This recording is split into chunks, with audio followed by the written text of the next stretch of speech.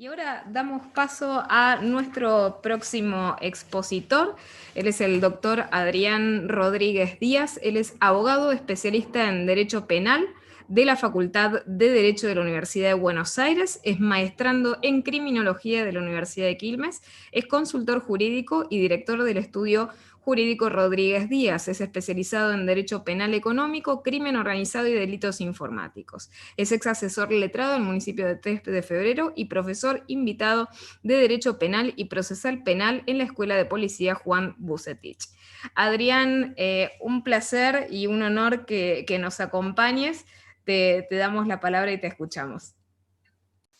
Bueno, Joana, ante todo, muchísimas gracias por el espacio, por la oportunidad de poder abordar este tema tan complejo y tan escamoso que, como decía hace un ratito Iván, está plagado de anticipaciones punitivas y de exabruptos que avanzan sobre el Estado de Derecho permanentemente a partir de una falta de comprensión total del estado del arte y no solo así de los conceptos y fenómenos que involucran el derecho informático en manos muchas veces de operadores judiciales que realmente están en una ignorancia absoluta o cuando menos autorreferencial en términos de la producción de conocimiento y tratan de, a través de una cultura jurídica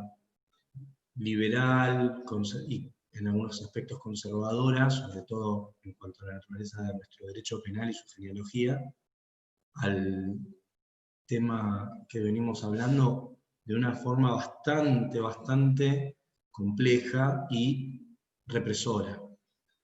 Yo, en principio, considero que es importante analizar desde el punto de vista criminológico la cuestión, retrotraernos a la cuestión del derecho penal para ver la base de esto y entenderlo no como una conducta punible, sino como una conducta desviada. ¿Qué es una conducta desviada? Bueno, en principio, cuando se habla de conductas desviadas, estamos hablando de aquellas acciones humanas que surgen fuera del prácticamente imposible de determinar catálogo de conductas que hay en manos de las personas cuando desarrollan interacciones con otras personas en los grupos sociales. En esa lógica tenemos gran cantidad de ejemplos de la vida diaria. Desde ya que matar a una persona está penado por la ley y es una conducta desviada, pero esta tiene obviamente una criminalización que está fuera de todo análisis en los tiempos actuales y desde que existe el Estado. En esa lógica es donde tenemos que empezar a entender que todo lo que es considerado la cultura hacker no puede recibir el mismo tratamiento. Desde ya, lo principal para poder pensar esto es entender que es una cultura, cuando hablamos del origen, que responde a una característica tecnomeritocrática. ¿Qué quiero decir con tecnomeritocrático? Que busca la reputación y el prestigio entre sus colegas a través de la innovación tecnológica, pero a través de la cooperación mutua, que es un poco lo que decía Iván, esto de, mira, me enteré que hay un error, hay un bug, hay una puerta, hay un agujero en un sistema y esto puede generar terribles daños a terceros, con lo cual hay que arreglarlo. A partir del reporte de la vulnerabilidad, sin duda que nos encontramos con el sistema penal de frente, cuando no debería ser. Esto claramente se vio potenciado y nosotros como país estamos, yo no diría 20, 30 años atrasados. Ya en los años 70, con el Flower Power y toda la evolución de esta cultura de base basada en una, si se quiere, imagen de progreso científico, la cultura tradicional se vio atravesada por la tecnología que vino a generar una disrupción en el modo de hacer y producir las cosas. Entonces, claramente se generó una apertura que consiguió un debate acerca de los alcances de las libertades de los usuarios en el intercambio de información, en el intercambio de archivos. En esa lógica, desde Estados Unidos en un primer momento y después en Europa, toda la legislación fue avanzando en base a acuerdos de cooperación, a una definición del estado del arte tal vez un poco más respetuosa de las libertades individuales que en el caso argentino. Con esta idea en la cabeza, me parece importante hablar de la definición que da origen al punitivismo que estamos viendo en las leyes que tenemos hoy vigentes en Argentina, y es precisamente la ausencia de una definición del concepto de cibercrimen que muy esforzadamente se reedita sobre la base de lo que pasaba en los años 70, en especial en Estados Unidos, que bueno, es un poco uno de los pioneros en el tema, como cultura, estamos hablando, y data de los años 70, del famoso Instituto de Investigación Internacional Stanford, o SRI, donde ellos producen un manual de recursos de justicia criminal para el Departamento de Justicia de los Estados Unidos, que entiende las conductas de manera amplia y las define como cualquier acto ilegal donde el conocimiento de la tecnología computacional es requisito para el éxito de su prosecución. Entonces le da un alcance al término legal y a las leyes que tipifica como actos penados por la ley a aquellos actos donde se utilice directamente una computadora, lo cual es, para mí, por lo menos, el principio de un absurdo paradigma punitivo donde se deja de lado el aspecto ético, no se analiza las razones por las cuales los operadores o practicantes del hacking y de los desarrollos de seguridad informática, los investigadores, realizan este tipo de trabajos. El problema surge de ahí y tiene una evolución con un tratamiento distinto en Europa, pero similar. Porque con la tradición europea de derecho penal que nosotros en gran medida hemos adoptado por una cuestión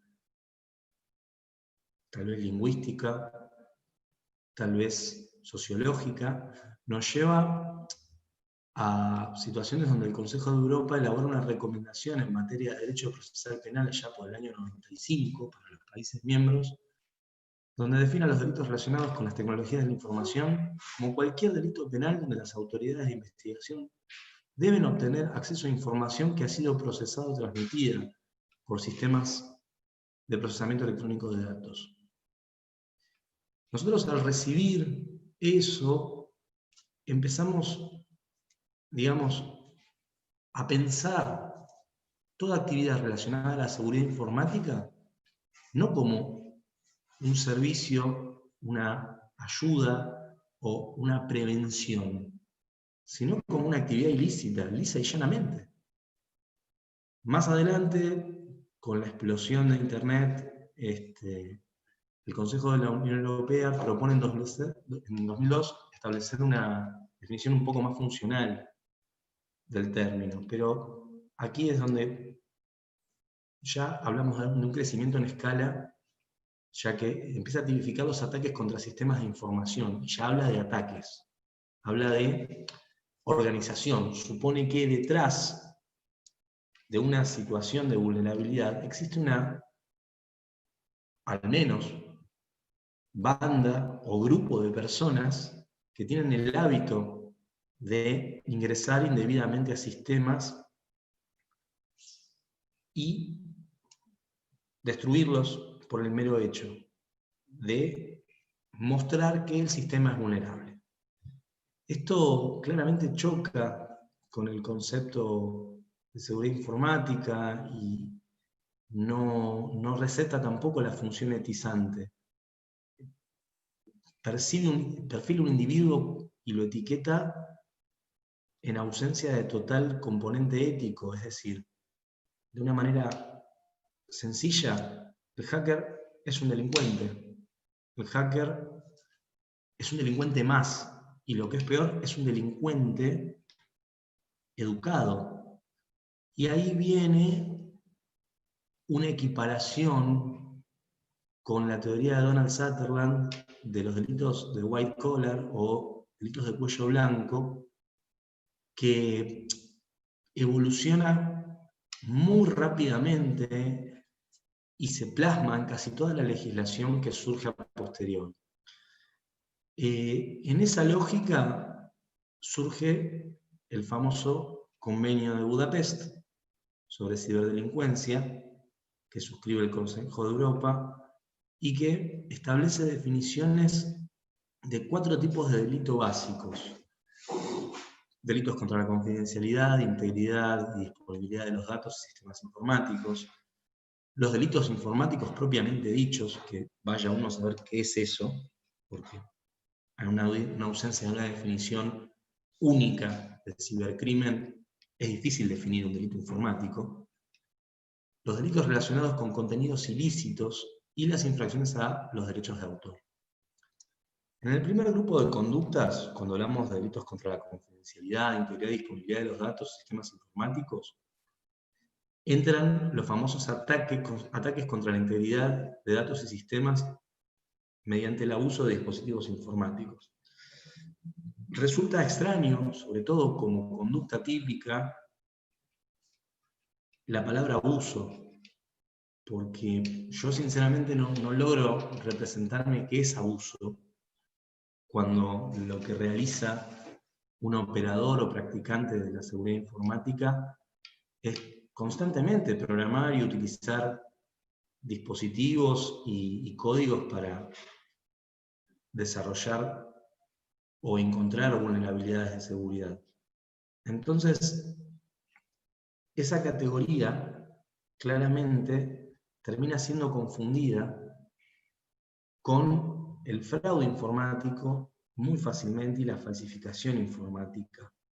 En ese estadio de cosas entramos a tallar en una terrible falla en entender la cultura hacker. Volviendo sobre esto de la cultura hacker, hay una realidad. Como toda cultura, tiene subculturas. Y dentro de esas subculturas existen grupos determinados que tienen diversas finalidades, tanto políticas como de otra índole, que pueden considerarse o no un atentado al Estado de Derecho. En esa lógica no logran la distinción entre cracker y hacker, que considero ya bastante más moderna, pero aún desconocida para muchísimos jueces y fiscales y legisladores locales y de varios países vecinos, y no comprende claramente la actividad en sí misma. Tanto los virólogos informáticos, como nos gusta llamarlos, o los crackers claramente persiguen otro tipo de fines orientados a obtener la información para un uso determinado, sea económico o político, y están completamente repugnados por la comunidad hacker. Esto es algo que para la criminóloga estadounidense Majid Yar, que es una de las más desarrolladas, que ha desarrollado las mejores investigaciones sobre el tema, intenta, digamos, desarmarlo y logra darse cuenta que la delincuencia informática se refiere no tanto a un distintivo único de actividad delictiva, sino más bien a una amplia gama de actividades ilegales e ilícitas que comparten en común un único medio electrónico, el ciberespacio o la Internet, y no así lo que el sujeto, en tanto individuo, efectivamente hace. Con lo cual, estaría un poquito más cercano a nuestro sistema penal al revisar la acción final, o sea, el para qué hace lo que hace, quién lo hace, y no así la situación que vivimos hoy actualmente en Argentina y en varios países donde todo acceso, entre comillas, indebido a un sistema resulta penado por la ley. El correlato necesario, obviamente, de esta situación debe ser entendido a la luz de la microfísica del poder, porque claramente hay que ver por qué esto es así. Y una de las razones por las que es así es porque ha primado el paradigma de lo que algunos criminólogos dan en llamar la doctrina de la seguridad nacional en los países mainstream o, de alguna manera, pioneros en el tema, y en detrimento de las libertades y garantías del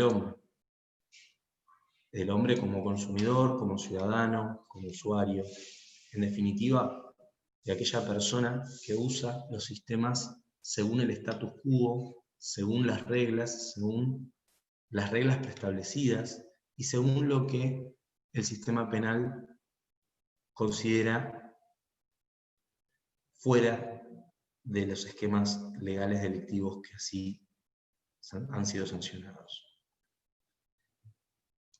Esto resulta bastante complejo de analizar, pero lo cierto es que hay un claro hilo conductor que sirve para poder entender la situación de la cultura hacker y de la definición de cibercrimen, que es un concepto en permanente tensión entre aquellas conductas catalogadas como desviadas de los parámetros conductuales que las sociedades civiles y los gobiernos territoriales quieren definir como delito.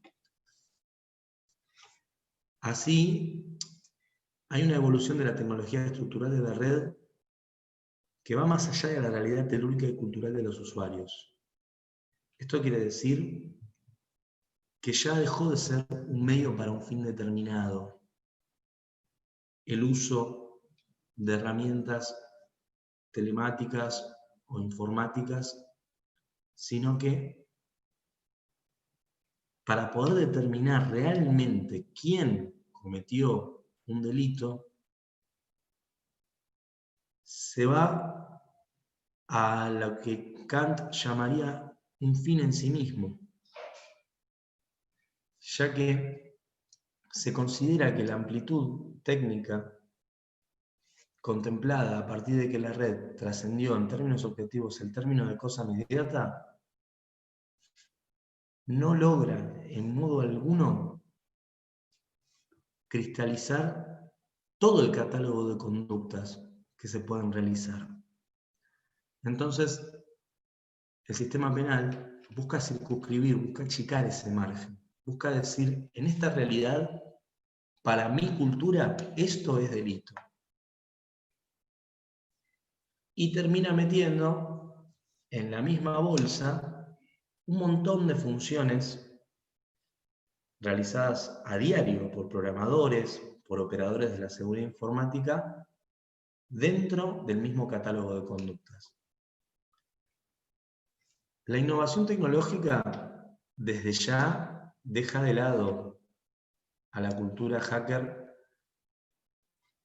como elemento, digámoslo así, de análisis. La da por sabida, de hecho, de una manera práctica.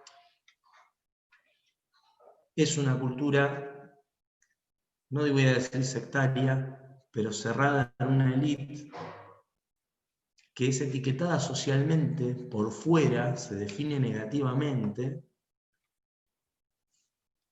y a partir de ahí juegan un papel terriblemente etiquetante los medios masivos de comunicación.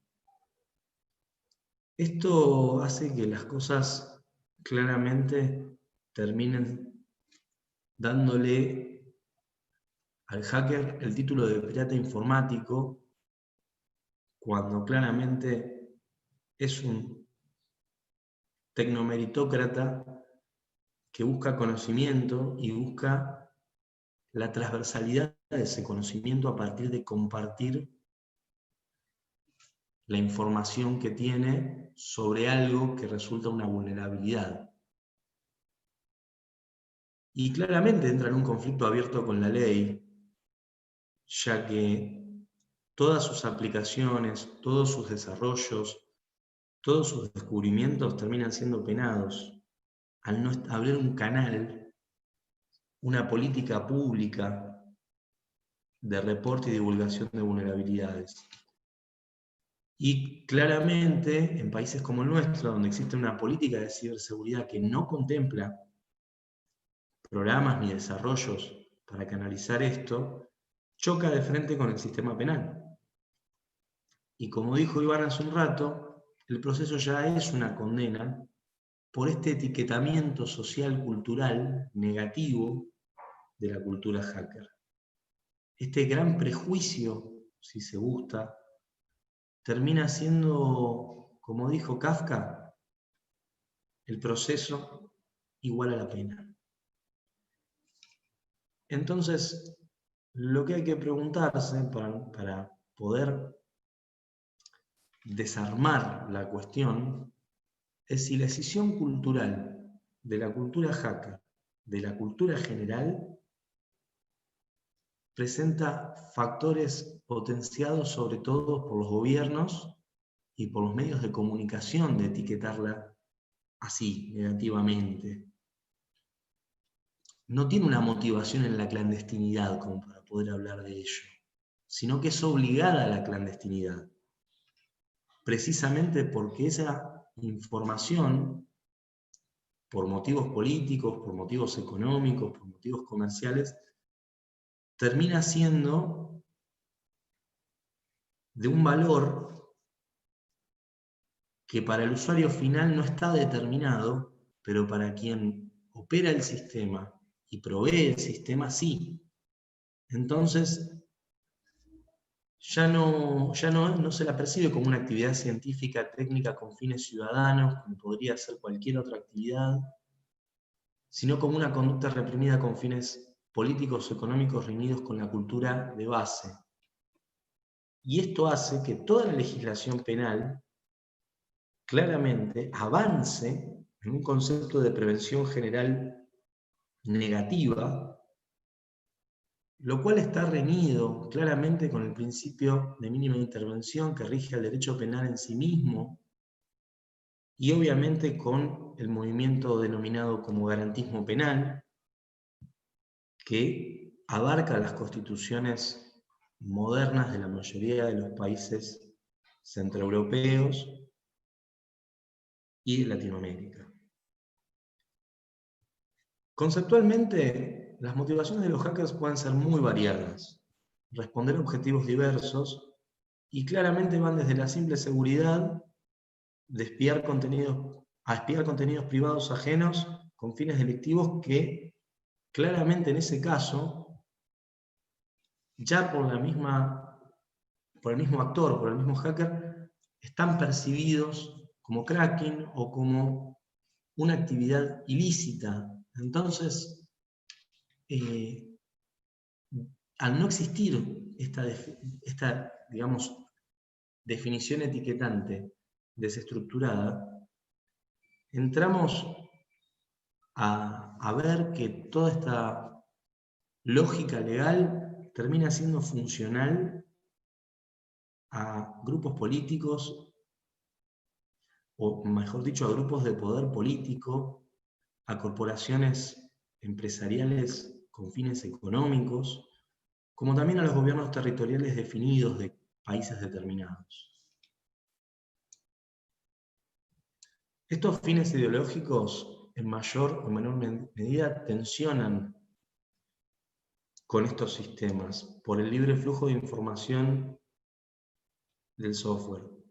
Pero no debe soslayarse nunca que existe una motivación basada en razones de mejoramiento de la seguridad de los sistemas que dan lugar al concepto de hacking ético de sombrero blanco, white hat, si les gusta, que es un claro distingo basado en las raíces culturales de pertenencia de base de las conductas desviadas primarias de la cultura hacker.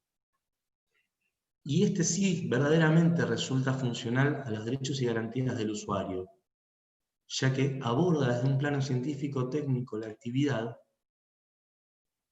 para determinar una vulnerabilidad específica y para contribuir al mejoramiento del sistema, para contribuir a solucionarla.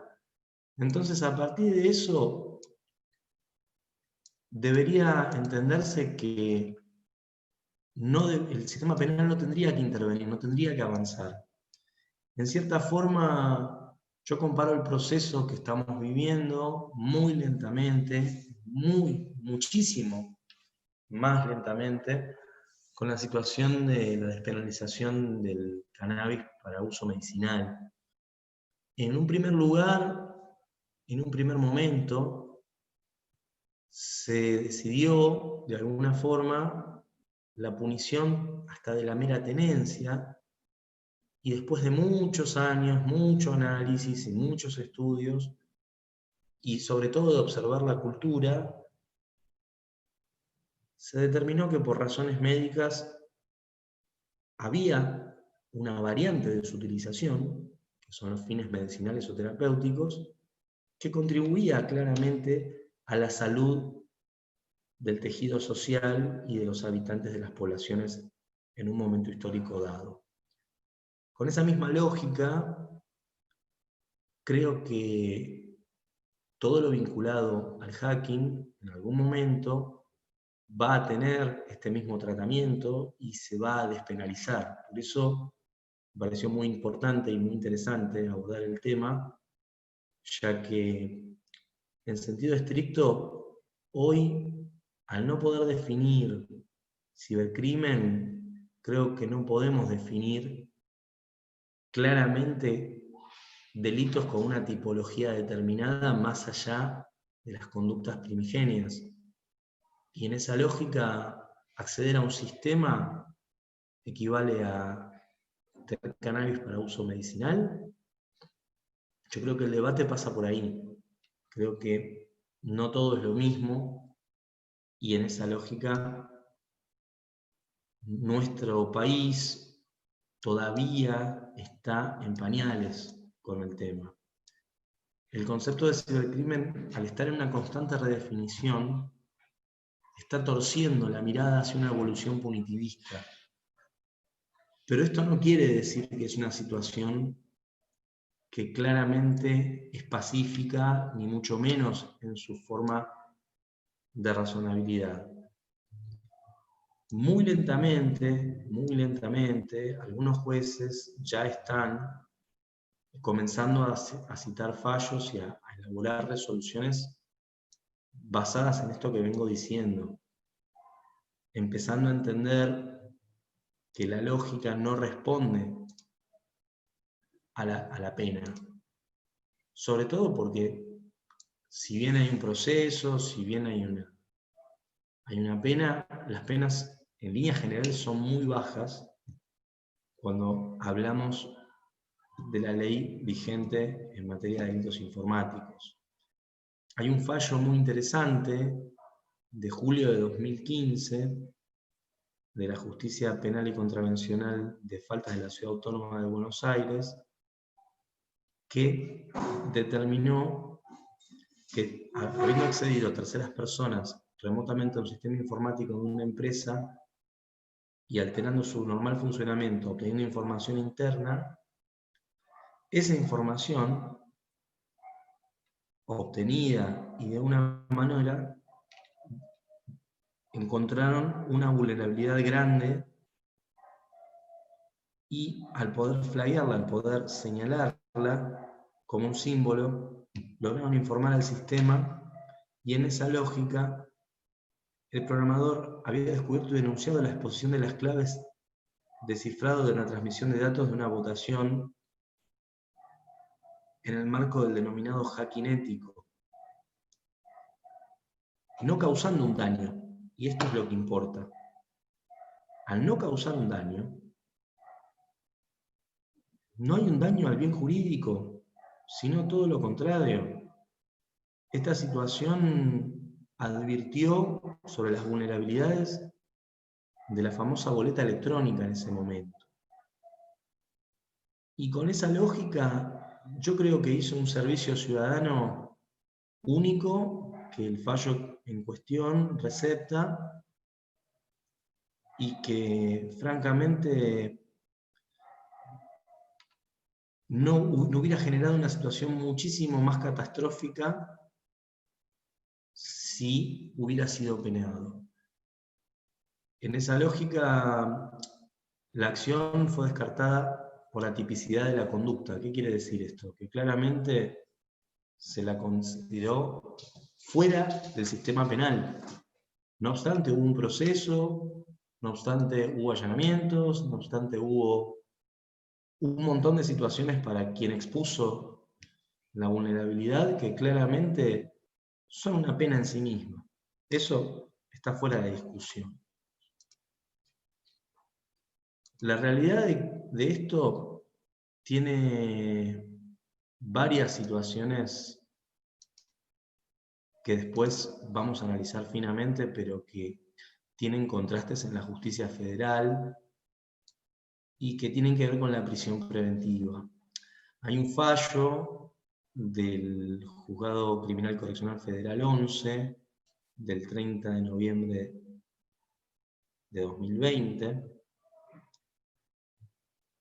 que determinó que una persona que ingresó a la plataforma de home banking del Banco de la Nación Argentina y desarrolló una operación autenticando credenciales, detectó vulnerabilidades en el sistema a favor de la cotización del dólar en el navegador, también resultó sobreseído. Y en esa lógica se resolvió ajustado al concepto de hacking ético, y a partir de ahí es muy interesante señalar el análisis de este fallo que realiza sobre la conducta y ya no va a la falta de acción, ya no dice esto no fue delito, dice sobreseamos a esta persona, concretamente lo considera inocente porque lo sobresee. No quiero entrar en profundidad, pero si bien se basa en la tipicidad, encuentra claramente que el comportamiento doloso de quien ha querido la realización del hecho, el conocimiento y la voluntad de realización del tipo objetivo, por más que tenga un elemento intelectual, el conocimiento para hacerlo, no persigue un fin delictivo. Por esa misma razón decide sobreseerlo, ya que determina que el objetivo de ese hacker era probar las debilidades del sistema informático del Banco Nación. Lo cual claramente resulta un avance significativo por el camino de la despenalización. Pero esto no quiere decir que esto sea el todo. Es una parte. Es una parte. En otro tipo de delitos donde claramente no así resulta, encontramos el famoso caso Favale, del mentado por los medios de comunicación Camus Hacker, donde la misma cámara, en la sala 4, priva de la libertad en prisión preventiva al imputado, siendo un caso obviamente completamente distinto, donde se configuró una figura de promoción, facilitación y comercialización de pornografía infantil. Y ahí sí considera que existen otros elementos distintos del tipo penal que hacen inclinar a los jueces por la negativa. Pero sobre todo, y acá es donde yo pongo el acento, por la capacidad subjetiva del imputado de poder entorpecer la investigación comprometiendo los testimonios de las víctimas. Entonces, considera que existe un riesgo para la seguridad de las víctimas y en esa lógica sus conocimientos de informática, dadas las maniobras concretas volcadas en el expediente, estiman que debe privarse de libertad. Así que, cuidado, porque así como el conocimiento libera, parecería ser que para la Cámara Federal de Casación el conocimiento también puede resultar lo contrario.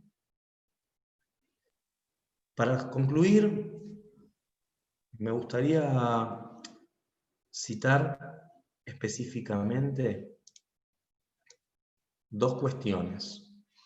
Una la vinculada a lo referido antes por los delitos de cuello blanco, que básicamente se basa en la teoría de asociación diferencial propuesta por Donald Sutherland ya hace muchísimos años, y se lo entiende al hacker como miembro de una élite, como miembro de un grupo tecnomeritócrata,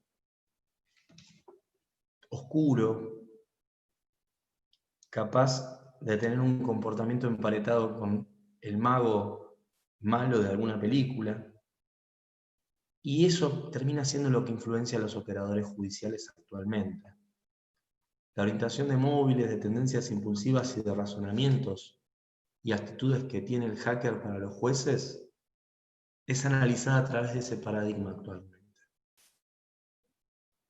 La formación que recibe termina siendo, mediante la asociación con modelos criminales o anticriminales, termina siendo completamente nociva para el estado del arte. Entonces, termina decantando por una criminalización horizontal de toda conducta. A partir de ahí se desnaturaliza el aporte y se amplifica por una artificial necesidad de una urgente regulación, la necesidad de punir la actividad. Y esto quedó manifiesto al momento de dictarse la actual legislación en materia de delitos informáticos vigente,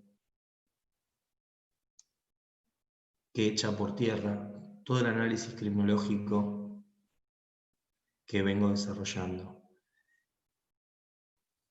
Muchísimas gracias, y si quieren abundar en el tema, voy a tener algunos desarrollos en mi blog de esto y probablemente publique algún artículo vinculado. Gracias, Joana, por el espacio y por el tiempo.